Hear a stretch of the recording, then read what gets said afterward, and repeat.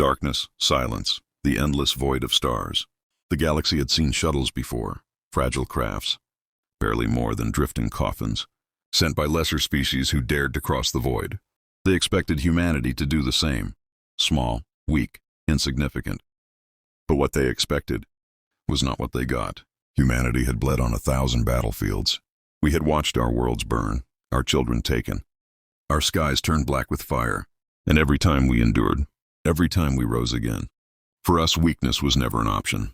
So when the call came, when the galaxy's predators thought we would kneel, humanity answered, not with a shuttle, not with surrender, but with something far darker, far greater. Pause, low voice. A warship born from nightmares, engines that screamed like thunder, armor forged in defiance, a vessel that carried not just weapons, but the fury of an entire species.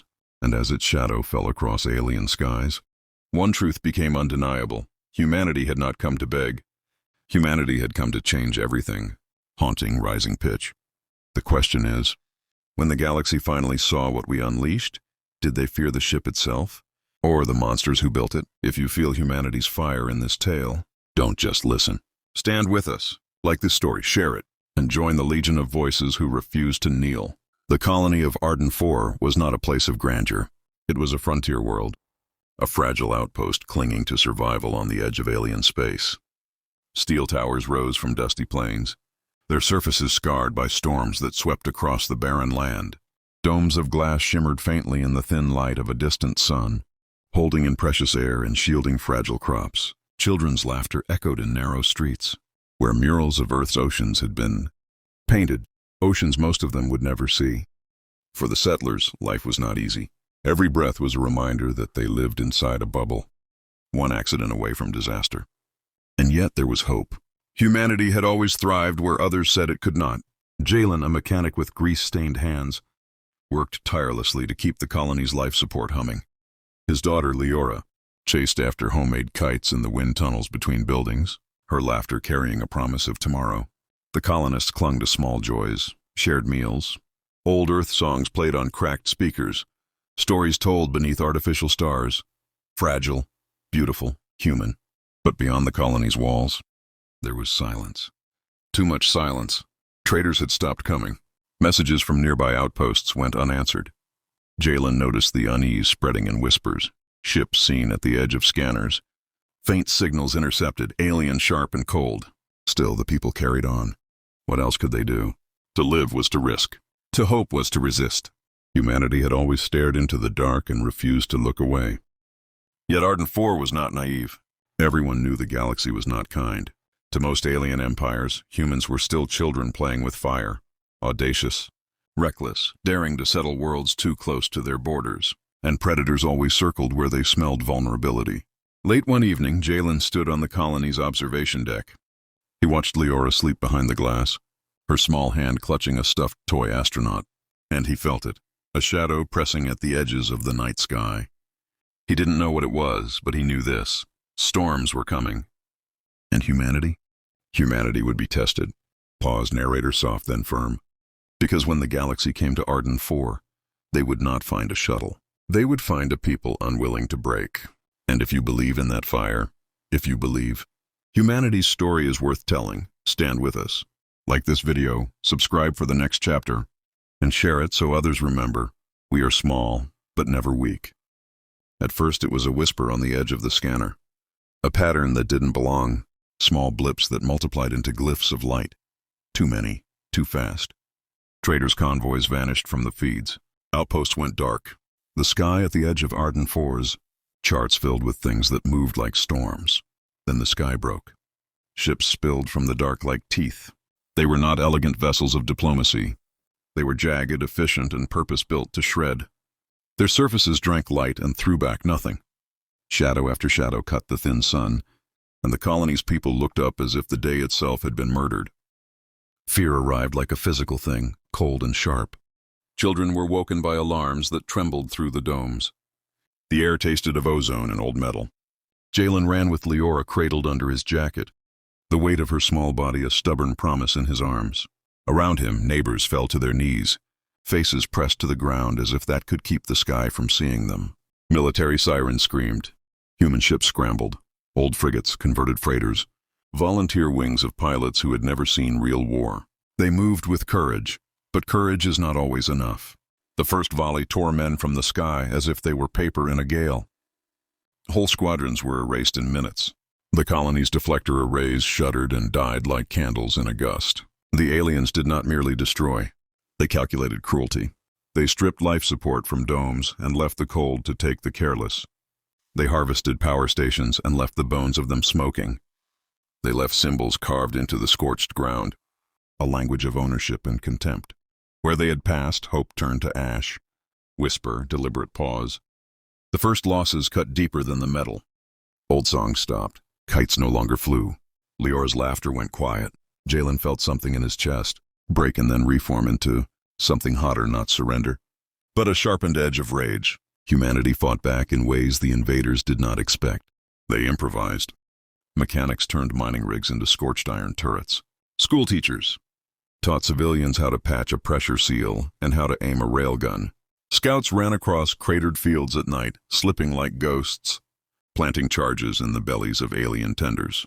Small victories came, bitter and bright. A drop of fuel detonated in the hangar of an enemy vessel. A salvage crew brought down a scout with a jury-rigged EMP. Each win was paid for with blood. Each win stoked something else, a dangerous confidence. Defiance. Anger rose like a wave.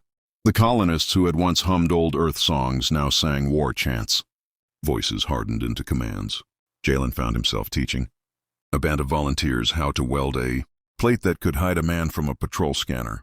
Leora, older in one night, pressed her forehead to the glass and watched the black silhouettes crawl across the horizon. She learned then what it meant to bear witness. Still, numbers crushed them. The invaders did not tire. Fleets swarmed from calculated vectors. Supply lines were severed. Reinforcements that should have come from home arrived as static, then silence. The great navies of human space were distant and bureaucratic. By the time orders traveled, the attackers had already reshaped the map. And with each loss, the story inside people changed. Fear hardened into fury into stubborn refusal.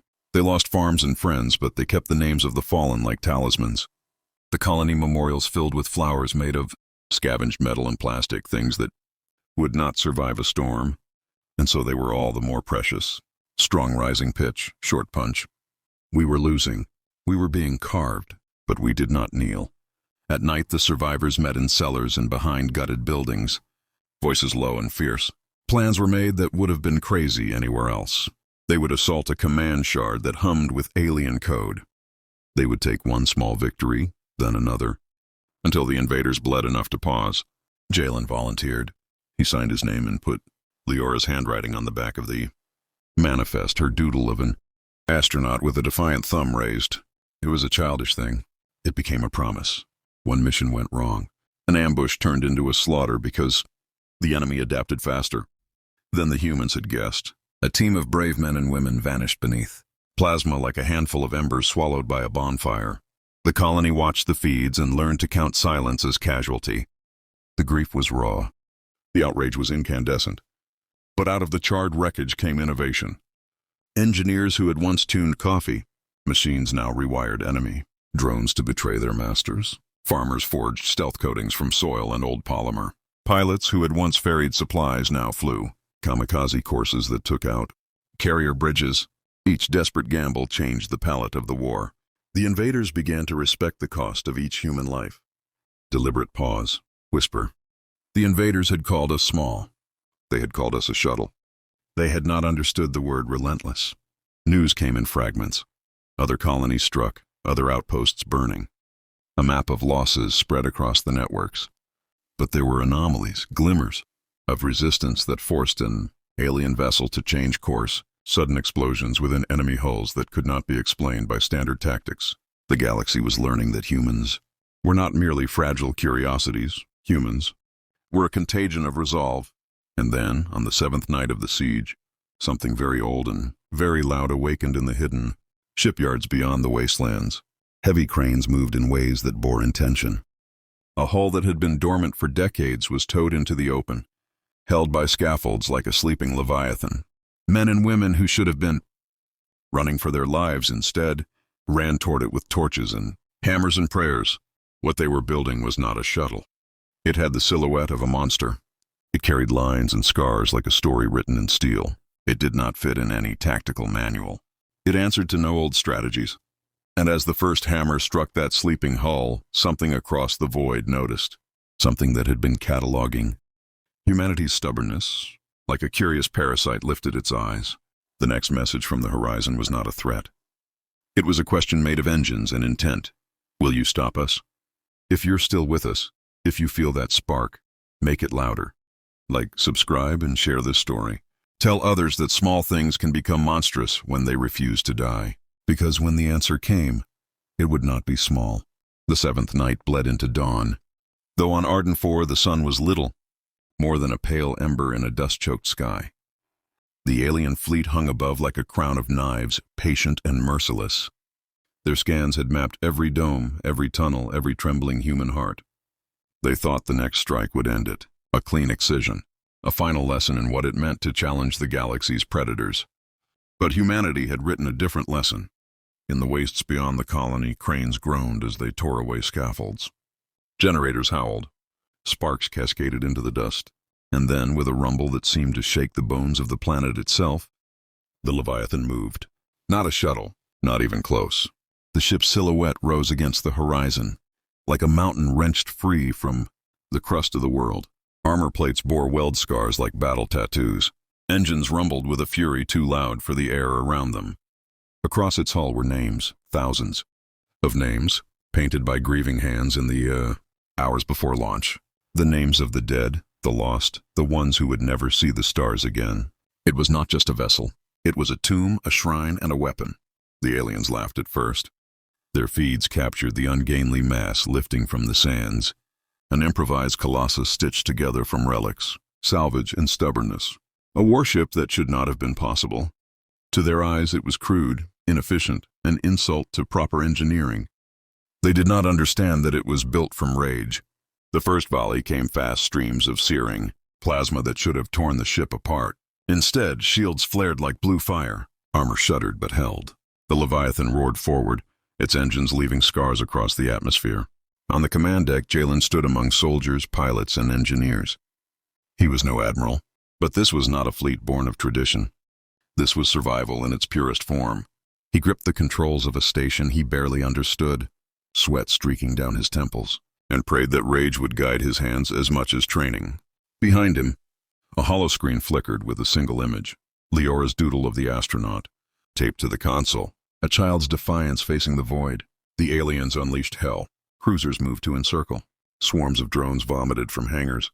Beams of light speared through the dust clouds. Every logical measure said humanity's warship would crumble. Instead, the Leviathan answered. Railguns fired with the thunder of mountains splitting. Kinetic lances tore through the nearest cruiser, breaking it in half like a snapped bone.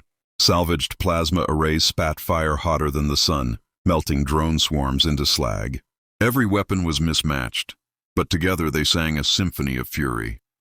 The colonists cheered, but cheers were brief, because every shot cost them dearly. Overloaded reactors screamed. Hull breaches bled atmosphere into the void. Each victory left scars, and those scars bled lives. And yet, no one abandoned their post. Engineers sealed ruptures with their own bodies pressed against steel. Pilots dove their fighters into the teeth of enemy fire, knowing they would never return.